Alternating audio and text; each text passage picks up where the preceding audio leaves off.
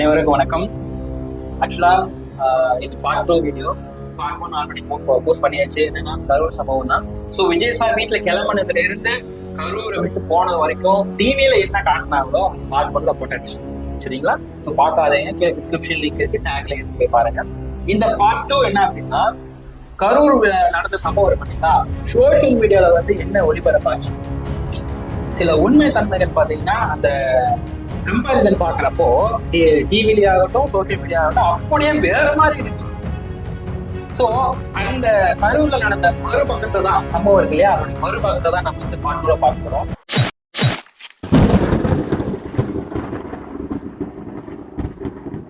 இதுல இவங்களும் வந்து அவங்க ஒரு சில கருத்தை தெரிவிக்கணும், என்னால அந்த இதாக தாங்க முடியல, நெஞ்சை வெடிச்சிரும் போல இருக்கு, நானும் ஒரு சில கருத்தை தெரிவிக்கிறேன்னு சொல்லிட்டு அவங்களும் ஒரு சில கருத்து தெரிவித்து தான் வந்திருக்காங்க. ஸோ இந்த கரூர் சம்பவத்துடைய மறுபக்கம் என்ன அப்படின்னா, மெயினா இன்ஸ்டாகிராம் தான் அஃபெக்டட். இன்ஸ்டாகிராம்ல வந்து ஒவ்வொரு விஷயத்தை பார்க்க பார்க்க கேட்க கேட்க கேட்க கண்ணே எனக்கே கலங்குது, நெஞ்சு பதறதுன்னு கூட சொல்லலாம். ஸோ என்ன நடக்குதுங்க, ஏன் இப்படிலாம் நடக்குது, இந்த மாதிரிலாம் நடக்குமா, பணத்துல பார்த்த விஷயத்தை விட பயங்கரமான ஒரு விஷயம் கரூர்ல நடந்திருக்குதுன்னா அதெல்லாம் நம்மளுடைய எண்ணங்களுக்கு அப்பாற்பட்ட ஒரு விஷயம். நீங்க நினைக்கலாம், ஏன்னா நீ போய் பார்த்தியா, ஏன்னா பார்த்த மாதிரியே பேசுறாங்க. அங்க சோசியல் மீடியால எல்லாம் நடந்து அங்க நிறைய பேருடைய ஸ்பீச் இருக்கு பாத்தீங்களா, அதை கேட்டதுக்கு அப்புறம் தான் அங்க இதெல்லாம் நடந்திருக்காங்கிறதே எனக்கு தெரிய வந்துச்சு. ஸோ அதை நான் டிஸ்கிரிப்ஷன்ல யார் யார் என்னென்ன சொல்லியிருக்காங்கிற மெயினான விஷயத்த டிஸ்கிரிப்ஷன்ல லிங்க் கொடுத்துருக்கேன். ஸோ அதை நீங்க பார்க்கலாம். அந்த விஷயத்த அடிப்படையா வச்சுதான் நான் இந்த வீடியோவை மேக் பண்ணியிருக்கேன். ஸோ விஜய் சார் வராரு, கரூருக்கு வராரு, ஒரு 3 to 4 மணி வாரத்துல வராரு. அவர் கூட வர பாத்தீங்கன்னா நாமக்கல்ல இருந்து 5000 to 7000 பேர் ஃபாலோ பண்ணிருக்காங்க. 2 வீலருக்கு 7000 பேர் ஃபாலோ பண்ணிட்டு வந்திருக்காங்க. கரூர் என்ட்ரி ஆன உடனே பாத்தீங்கன்னா டிராபிக் ஜாம் ஆச்சு. ஏன்னா 2 பக்கமும் மக்கள் கூட்டம். அதை வந்து விலக விட்டுட்டு வரவே ஒரு 7 மணி ஆயிடுச்சு. ஸோ இங்க வராரு, இங்க வந்த உடனே ஸ்பீச்சை ஸ்டார்ட் பண்றாரு. ஸ்டார்ட் பண்ண உடனே பவர் கட் ஆகுது. ஸோ எல்லாரும் சொல்றது என்னன்னா, அந்த பவர் கட் ஆகும் போதுதான் இந்த கரூருடைய நிலைமையே தலைகீழா மாற ஆரம்பிக்குது. என்னன்னா, ஆனா கரண்ட் வந்துருச்சுங்க, வந்து ஒரே இடத்துல கரண்ட் வந்துருச்சுன்னு சொல்றாங்க. ஸோ வந்த உடனே கூட்ட நெரிசல் ஜாஸ்தி ஆகுது. ஸோ கூட்ட நெரிசல் ஜாஸ்தி ஆகுதுன்னா 3 பக்கத்துல இருந்து அந்த கூட்ட நெரிசல் ஜாஸ்தி ஆகுது. ஒண்ணு என்னன்னா ஆம்புலன்ஸ். ஸோ ஆம்புலன்ஸ் வந்து நம்ம என்ன பண்ணுவோம், ஆஸ் பர் ஒரு மனுஷனுடைய மனித விமானம் வழி விட்டே ஆகணும்ட்டு, அது எவ்வளவு பெரிய கூட்டமா இருந்தாலும் வழி விட்டே ஆகணும் அப்படி கான்செப்ட்ல வழி விடுறோம். ஸோ அப்போ கூட்ட நெரிசல் அதிகமாகுது. இன்னொரு பக்கம் என்னன்னா தடியடி நடக்குது. காவல்துறை தடியடி நடத்துறாங்கன்னு சொல்லிட்டு அது ஒரு பக்கம் நடக்குது, அது ஒரு பக்கம் புஷ் பண்றாங்க, கூட்ட நெரிசல் ஆகுது. இன்னொன்னு பேக் சைடு, இப்போ இந்த சைடு ஆப்போசிட்ல ஒண்ணு வருது, லெஃப்ட் சைடு ரைட் சைடுல வந்து தடியடி நடக்குது. பேக் சைடு நம்ம பின்னாடி போனோம்னா அங்க வந்து சில நபர்கள் வந்து தள்ளுறாங்க, பின்னாடியா வரீங்க, முன்னாடி போட்டு தள்ளுறாங்க. இப்படி 3 பக்கமும் பாத்தீங்கன்னா ப்ரெஷர் கொடுத்ததுனால மூச்சு விட முடியல. எனக்கு என்னமோ எதர்ச்சியா நடந்த மாதிரி தெரியல, இது செயற்கையா நடந்த மாதிரி தான் இருக்குன்னு ஒரு சில நிறைய பேர் சொல்றது அதுதான் மெயின் கருத்து. அதுதான் சொல்றாங்க. அங்க ஒரு குழி இருந்துச்சுங்க, அந்த குழியில வந்து பிடிச்சி தள்ளி விடுறாங்க. கூட்டத்துல தள்ளி விட்டுட்டு மேக்சிமம் கீழே விடுதா எல்லாம் தூக்கு தானே பார்ப்பாங்க. ஆனா தூக்கல யாரும், எல்லாம் கழுத்தை ஏறி மிதிக்கதான் பார்த்தாங்க. அவர் வந்து ஒருத்தர் பல்கா இருந்தாராம். ஸோ அவர் வந்து கரெக்டா கழுத்தை தான் குறி வச்சு மிதிக்கிறாராம். ஒரு பையனும் அதான் சொல்றாங்க, வந்து இடுப்புல வந்து ஏறி மிதிக்க ஆரம்பிச்சுட்டாங்க, கழுத்துல மிதிக்க ஆரம்பிச்சிட்டாங்க. ஒரு பொண்ணு சொல்லுதுங்க, என்னை வந்து கரெக்டா கழுத்துலதான் வச்சு மிதிக்கிறாங்க அப்படின்ட்டு. சோ இப்படி மனித விமானத்தை தாண்டி அங்க ஒரு விஷயம் நடக்குதுன்னா இது வந்து என்ன புரியல. என்னங்க எனக்கு ஒண்ணுமே புரியல.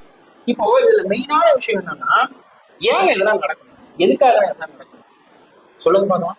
என்னத்துக்கு நடக்கும், மக்கள் வராங்க, பிடிச்சவங்க வராங்க, பார்க்க வராங்க. அப்ப வந்து என்னத்துக்கு அடிக்கணும், எதுக்கு தள்ளணும், கூட்டம் அந்த இடத்துல போட்டுட்டாங்க, எதுக்கு ஆம்புலன்ஸ் அதுல விடுறீங்க, இந்த வழியில தான் ஆம்புலன்ஸ் போயாங்க, வேற வழியே இல்ல அப்படின்னா வேற இடத்துல கூட்டத்தை போடுங்க, கூட்டத்தை வேற இடத்துல கொடுத்துடலாம், போட்டு கொடுத்துருங்க ஜனங்களுக்கு தான். இப்ப அதுவும் ஒரு உசுறு தான், உசுரகா பார்த்து தான் போறீங்க, இங்க நிக்கிறதும் உசுறு தான், புரியுதுங்களா? அப்ப இந்த ஆம்புலன்ஸ் வருது நவரும் 10 பேர் நிக்கிற இடத்துல 50 பேர் நின்னா எப்படி நிக்க முடியும்? நீங்க 10 கிலோமீட்டர்னா 20 கிலோமீட்டர் கூட போ, அந்த 10 கிலோமீட்டர் தள்ளி கூட போ, நீங்க நவரு போங்க, நீங்க அதை சுத்திட்டு போலாமே, வழி இருக்கும்ல. நானும் கருணாநிதி ஐயா கூட்டம் போட்டுக்கார் பார்த்திருக்கேன், ஜெயலலிதா அம்மா கூட்டம் போட்டுருக்காரு, விஜயகாந்த் சார் கூட்டம் போட்டுக்கார் பார்த்திருக்கேன், எல்லாமே பார்த்திருக்கேன். அந்த குறுக்கால ஆம்புலன்ஸ் போறது வர்றது நான் பாக்கல. ஆனா அன்னைக்கு அன்னைக்கே அந்த எடப்பாடி ஐயா போட்டாங்கன்னா குறுக்கால ஆம்புலன்ஸ் போதுங்கிறாங்க. இன்னைக்கு இவரு போட்டிருக்காரு ஆம்புலன்ஸ் போகுதுன்னுறாங்க. அப்புறம் வேற யார் கூட்டத்திலயும் இப்படி போகலையே, ஏன் அப்படி? எதனால? அப்ப அதுவும் அந்த ஆம்புலன்ஸ் எம்டி ஆம்புலன்ஸ் அது ஒவ்வொரு இடத்துல போயிட்டு ரிட்டர்ன் ஆகுது பாருங்க. அதனாலதான் எனக்கு இன்னும் டவுட் ஓவராக ஆரம்பிச்சு. அது ஆம்னிதான். பாதுகாப்புக்கு ஆம்புலன்ஸ் வந்திருக்கலாம், அது ஒரு பக்கமா நிக்கணும்ல. எது கூட்டத்துல போற இல்லங்கிறது ஜனங்களுக்கு தான் பாதுகாப்பு ஆம்புலன்ஸ்னா நீங்க சொல்லலாம், ஒரு பக்கமா நிறுத்துங்க. அது ஏன் கூட்டத்துல போய்கிட்டணும்? ஜனங்க நடக்கிற மாதிரி போயிட்டு வந்துருக்குது.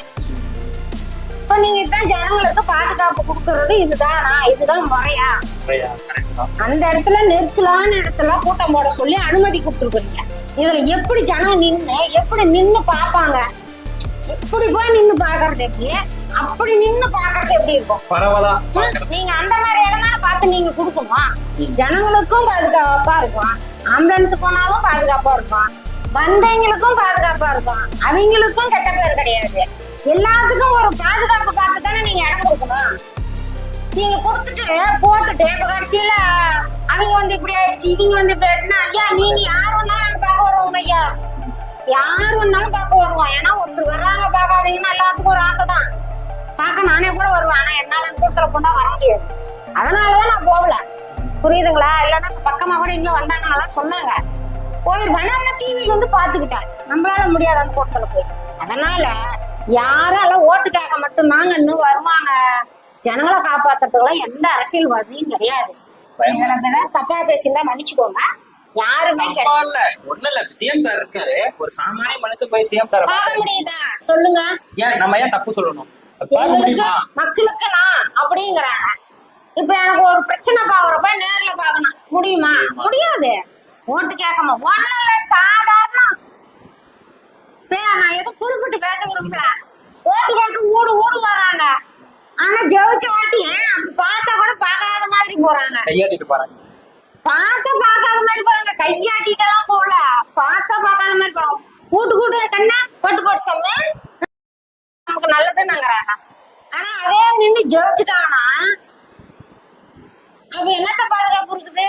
ஒரு பாதுகாப்பு இல்லைங்க. மக்கள் நம்மளதான் காப்பாத்திக்கணும். பார்க்க போறோமா, அவங்க 10 மணிக்கு வர்றாங்கன்னா நம்ம ஒரு 8 மணிக்கு போய் நின்னா போதும். அவர் சாயங்காலம் 4 மணிக்கு 7 மணிக்கு வரானங்கிறத நீங்க காலையில 7 மணிக்கு ஏன் போய் நிக்கிறீங்க?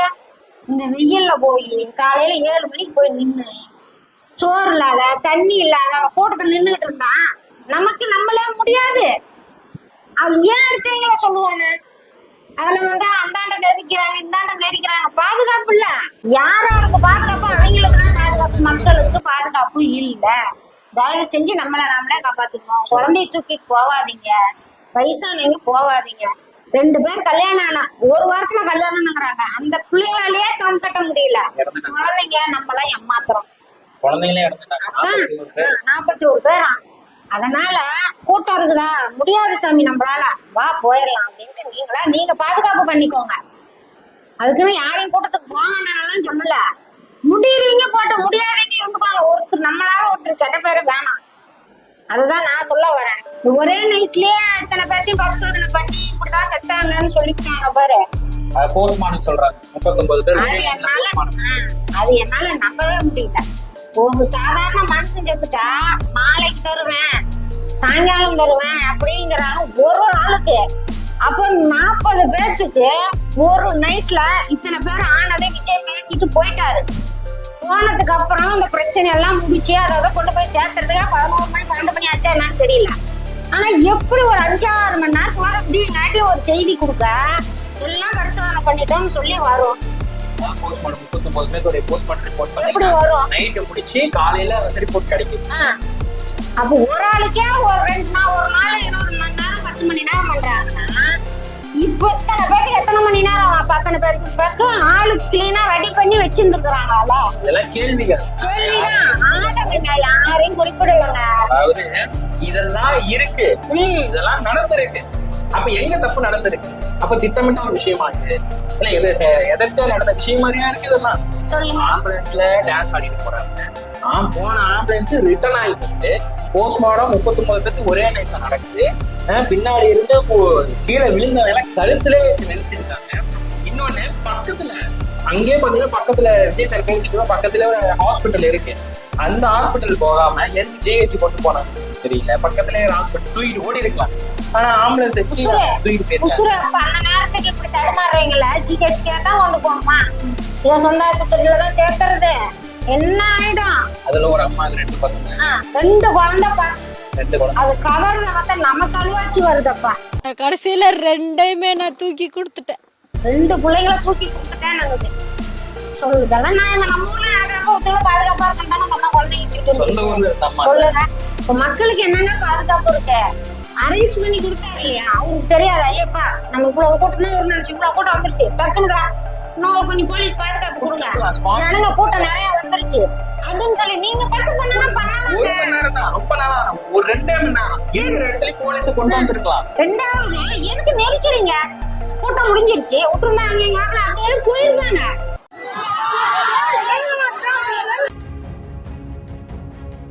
நீ அந்தாண்ட போ, நீ இந்தாண்ட போ, அந்தாண்ட ஏன் தள்ளுறீங்க? சொன்ன மாதிரி அந்த எதுக்கு அடிக்கணும்? அவங்க போக்கலையா விட்டுருந்தா அவங்க அப்படியே போயிருப்பாங்க. ரெண்டா சொல்றாங்க இப்படி எல்லாம் நடந்து போச்சு, விட்டுட்டு வருவாங்க, மெட்ராஸ் போயிட்டாங்கன்னு. என்ன பண்றது? அவங்க அங்க வந்து என்னன்னா இன்னும் ஆர்ப்பாட்டம் ஆயிருக்கும், இன்னும் நிறைய தான் போயிருக்கும். கவர்மெண்ட் சைட்ல பிரஸ் மீட் கொடுத்துருக்காங்க. ஸோ உயர் அதிகாரிகள்லாம் கொடுத்துருக்காங்க. ஸோ நாங்களாம் கரெக்டாக தான் இருக்கோம், நாங்கள் அதை பண்ணோம் இதை பண்ணோன்ட்டு. ஸோ கவர்மெண்ட் சைடும் பண்ண நிறைய விஷயங்கள் இருந்துச்சு, நாங்கள் அதை ஏற்றுக்கிறோம். நீங்க சொல்றீங்க நாங்க பாருங்க ஜென்ரேட்டர் நாங்களாம் கரண்ட் ஆஃப் பண்ணல, ஜென்ரேட்டர் வச்சு இது போனாங்க அதுவே தான் ஆஃப் ஆச்சு, நீங்க ஓகே நாங்க அக்செப்ட் பண்ணிக்கிறோம். அப்புறம் ஒரு போலீஸ் பாத்தீங்கன்னா விசிறிட்டு இருப்பாரு, ஓகே நல்லது நடந்திருக்கு இல்ல சொல்லல. அப்போ இந்த சைடு நடந்த அந்த கெட்டதையும் நீங்க பாக்கணும்ல, நீங்க ஏன் விளக்கம் கொடுக்கறதுக்கு போறீங்க? இந்த சைடு நடந்த கெட்டதையும் நீங்க கொஞ்சம் அனலைஸ் பண்ணணும்ல. நீங்க சொல்றது ஏத்துக்கிறோம், அப்ப நான் சொல்றது ஏத்துக்கோங்க. பிடிச்சிருக்கு அப்படிங்கறதான் பார்க்க போறோம். மக்கள் எதுக்கு செருப்பு அடிப்பாங்க? எதுக்கு செருப்பு அடிக்கணும்? செருப்பு எதுக்கு பிடிச்சிருக்குது? இந்த இடத்துல கூட்டம் போறாங்க, இவங்க பேசுறதுக்கு வராங்க, நமக்கு பிடிச்சிருக்கு, நம்ம போய் பாக்கலாம்னு போறோம். செருப்பு நேரத்துக்கு எடுத்து அடிக்கணும். செருப்பு இப்ப இந்த செருப்பு எடுத்து அடிக்கலன்னா அப்பா அதுக்குள்ளார யாரோ பூந்துருக்குறாங்க, அதுவே போதுமே, பிரச்சனை தானே. அப்ப செருப்பு எடுத்து அடிச்சா கேட்பாங்க தான். இப்ப எனக்கு பிடிச்சி, இப்ப இந்த தம்பிக்கு பிடிக்கல, எனக்கு பிடிச்சிருக்கு, ஏப்பா செருப்பு எடுத்து அடிக்கிற அப்படின்னு கேட்டா அவ்வளவுதான். அதுவே ஒரு பிரச்சனையாகும், அது தனியா ஒரு விஷயம் நடக்கும். பிடிச்ச மனுஷன் வர்றப்ப அந்த மனுஷனை யாராவது செருப்பு எடுத்து அடிப்பாங்களா? சொல்லுங்க. இல்ல நீங்க சொல்ற மாதிரி காலையிலேயே ஒருத்தர் பாத்தீங்கன்னா நான் அவரை பாக்குறதுக்காக வெயிட் பண்ணிட்டு இருக்கேன், செருப்பு எடுத்து அடிப்பாங்களா? பயப்பிடிச்சிட்டான். சொல்லுங்க பாக்கலாம். அப்போ செருப்பு உழுவுது அப்படின்னா அப்ப அங்க என்ன நடக்குது? அப்ப அந்த இடத்துல போலீஸ் அதிகமா இருந்தா அந்த மக்கள் நெருக்காம கொஞ்சம் காப்பாத்தி விட்டுருக்கலாமா? இது செயற்கையா ஏற்படுத்தப்பட்ட எல்லா போலீஸா எல்லாமே செஞ்சாங்க. கண்ண ஒரு போலீஸ் ஒரு குழந்தை கூட தூக்கிட்டு ஓடனாரு, விசிறி விட்டாரு, எல்லாம் பாத்துக்கிட்டாங்க, இல்லன்னு சொல்லல. போதிய ஆள் இல்லாதனால அதை கண்ட்ரோல் பண்ண முடியல. ஆப்வியஸ்லி ஏன்னா செருப்புக்கு அத்தனை போலீஸ் எதுக்குங்கன்னு கேட்கலாம். இப்ப ஆமா, இந்த செருப்புக்கு எதுக்கு சார் அத்தனை போலீஸ் காவல? வீதிக்கு, அந்த வீதிக்கு பாதுகாப்பா, அங்க கிடக்குற செருப்புக்கு பாதுகாப்பா. எதுக்கு பாதுகாப்பு? என்னத்துக்கு? என்ன செத்து போனவன் செருப்பு தூக்கி போறதுக்கா வரப்போறவங்க பாதுகாப்பு இருக்குதுங்க? இல்ல விட்டுட்டு போனவங்க என் செருப்புங்கிறது வரப்போறானா? சொல்லுங்க பாக்கலாம். பேசாதீங்க, நிக்க கூடாது, பேசாதீங்க, போங்க அப்படின்னு இப்ப போங்கன்னு சொன்னாங்க. அப்ப சொல்லியிருந்தா நடந்திருக்குமா? ஒரு குறிப்பிட்ட ஆள் போய் போட்டிருந்தா அப்பப்ப போயிருந்தா ஏதோ ஒண்ணு நடக்காத பாத்துருக்கலாமா? 2வது தயவு செஞ்சு இந்த இடத்த பாதுகாப்பு பண்ணி குடுக்குறீங்க பாத்தீங்களா? இந்த இடத்துல நீங்க கூட்டம் போடுங்க, பேசுங்க அப்படின்னு குடுக்குறீங்க பாத்தீங்களா? அந்த குறுக்கலான இடத்துல குடுக்காதீங்க. அந்த இடத்துலதான் ஆம்புலன்ஸ் போய் ஆகணுங்கிற இடத்துல குடுக்காதீங்க. உசுறு காப்பாத்து போகுது, அந்த இடத்துல குடுக்காதீங்க. தலாசுனா கொஞ்சம் இடத்துக்கு கொடுங்க. ஒரு நெரிச்சல்னா 4 பேர் நவருங்கன்னு சொல்லிட்டு வெளியே போற அளவுக்கு இடம் போட்டு கொடுங்க. மெயினா ஒண்ணு மட்டும் மனசு வைங்க, மக்கள் நாங்க அதாவது எதிர்கட்சி ஆகட்டும் ஆளுங்கட்சி ஆகட்டும் யாருமே அங்க பெர்மிஷன் கொடுக்குறீங்கன்னா அது அவங்களுக்கு இல்ல, எங்களுக்கு தான் நீங்க கொடுக்குறீங்களே தவிர அவங்க நல்லா இருக்கட்டும் நீங்க ஒண்ணும் பண்ண கிடையாது. அது அவங்க சாமர்த்தியம், அவங்க வந்து எப்படி பேசுறதா அப்படின்னு அவங்க சாமர்த்தியம் போயிட்டு போகுது. ஆனா அங்க இருக்கிறது நாங்க எங்களுக்கு போலீஸா இருக்கிறீங்க வேலை செய்யறது எங்களுக்கு, அரசியல்வாதிகள் வேலை செய்யறது எங்களுக்கு. நாங்க நல்லா இருக்கிறதுக்கு தான் நீங்க இருக்கிறீங்க. நீங்க எங்களை பாத்துக்கீங்கன்னா நாங்க உங்களுக்கு போறோம், ஆனா நீங்க எங்களுக்கு பாதுகாப்பா இருங்க. அதுதான் எங்களை எல்லாம் பாத்துக்கோங்க, எங்களை பாருங்க. அந்த இடத்துல பெர்மிஷன் கேக்குறப்ப மக்கள் என்ன மனசுரா ஒரு உசுரா பாதுகாப்பு கொடுங்க. ஒரு வீட்டுல ஒரு உசுறு போச்சுன்னா என்ன, அதான் இயற்கையா போறீங்க போட்டுங்க ஐயா, எப்படி அது நாங்க சொல்ல வரல. இப்படி ஒரு இடத்துக்கு போகுதுன்னா அது நீங்க தான் பாதுகாப்பு கொடுக்கணும். அது எங்களுக்கு டிவியில பார்க்கவே தெரியும், நெட்டு தடமா இருக்குது. இந்த போனா ஊடு, இந்த போனா ஊடா இருக்கு, எப்படி ஜனம் போக முடியும்? ஒரு பாக்ஸ் மாதிரி போயிடுச்சு, அப்படியே என்னமா பாவடிவெல்லாம் கொடுத்துருக்குங்க. எப்படி ஒரு ஜனங்க போக முடியும்? மனசை ஏத்துக்கிட்டே இல்ல. உண்மையிலுங்க நீங்க நம்பினாலும் சரி சரி அழுதுட்டேன். இப்படிலாம் நடக்குமா? அவரு எப்படி விஜய் பாத்தீங்கன்னா ஒரு வீடியோ கூட போட்டிருப்பாரு. அதுல சொல்லியிருப்பாரு 5 இடத்துல நடக்காது, இங்க மட்டும் இப்படி நடந்துச்சு. சரி, இப்ப நாமக்கல்ல முடிச்சுட்டு தானே வந்தா அப்படி. நாமக்கல்ல ஒரு 1/2 மணி நேரம் பேசுறது தான். நாமக்கல்ல முடிச்சுட்டு உடனே வராரு. அப்ப எப்படி கல்வியில மட்டும் நடக்கும்? கூட்டம் அதிகமாயிடுச்சுதான் இல்லைன்னு சொல்லல. அப்ப கூட்டத்தை கண்ட்ரோல் பண்ற பொறுப்பே கை மீறி போச்சோ. ஏகப்பட்ட விஷயம் நடக்கு இருக்கு. நான் 2 பேருக்கு தரப்பே நான் எடுத்துக்கிறேன், இல்லைன்னு சொல்லல. இது பாத்தீங்கன்னா கேஸும் ஃபைல் ஆயிடுச்சு.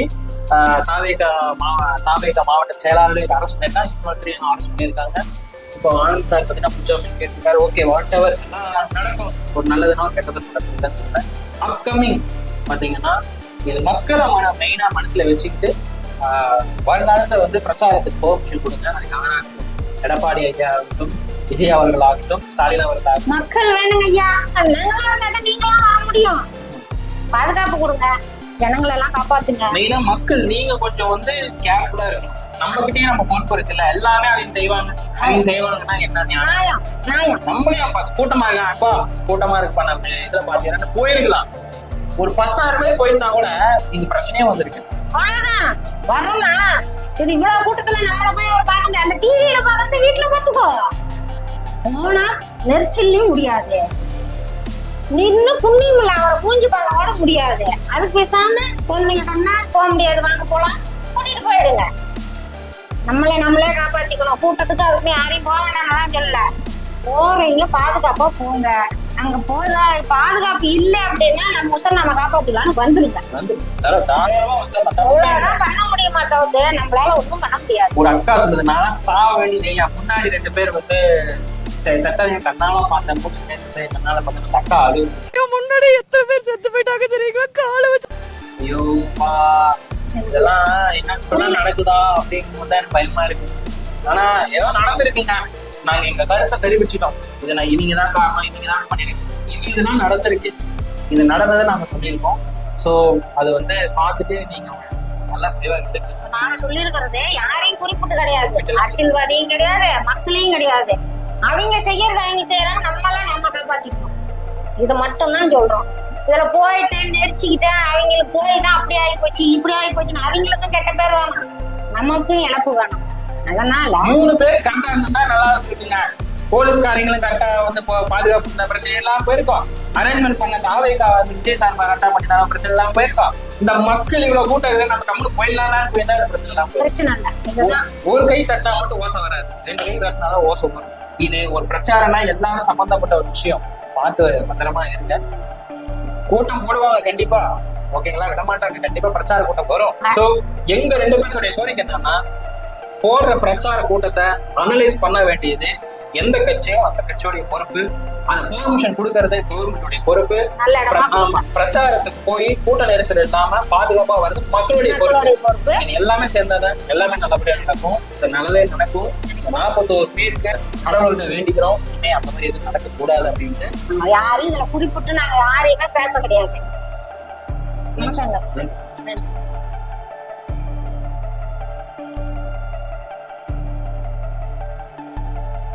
இப்படி எல்லாம் பிளான் பண்ணி பண்ண வராங்க இருக்கு.